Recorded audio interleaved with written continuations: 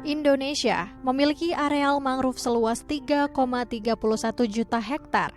Namun, 19% diantaranya berada dalam kondisi rusak dan perlu segera direhabilitasi. Menurut Sekretaris Jenderal Kementerian Lingkungan Hidup dan Kehutanan, Bambang Hendroyono, saat ini KLHK fokus untuk percepatan perlindungan dan rehabilitasi mangrove nasional yang menjadi instruksi langsung Presiden Joko Widodo. Rehabilitasi mangrove salah satunya dilakukan dengan melakukan penanaman serentak, di mana pada tahun ini menargetkan pemulihan 600.000 hektar luas mangrove yang rusak.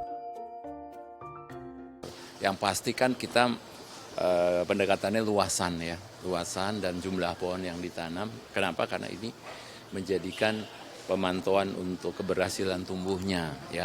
Dan akhirnya dari luasan tadi akan ketemu sekian hektar dengan jumlah pohon seberapa. Tapi yang jelas ekosistem mangrove ini menuntut perlakuan yang khusus karena tidak seperti halnya di mineral. Jadi percepatan yang dimaksud rehabilitasi hutan dan lahan tadi, target mangrove di 2024 itu bisa lebih besar atau lebih cepat dikarenakan partisipasi publiknya gitu ya.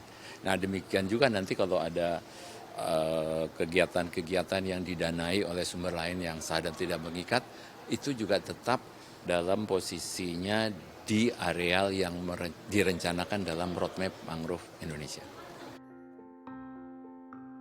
Melalui kolaborasi dengan Badan Restorasi Gambut dan Mangrove, KLHK juga menggandeng pemerintah daerah, mitra swasta, komunitas, serta masyarakat yang peduli dengan lingkungan untuk bersama menanam mangrove sebagai salah satu aksi nyata mitigasi perubahan iklim.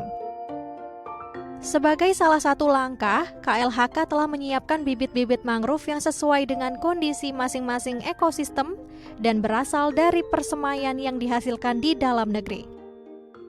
Sebenarnya bukti nyata bahwa kapasitas per tahun untuk jenis yang dibutuhkan itu dan sejak sekarang sudah berproduksi itu bisa 15 juta bibit pohon per tahun.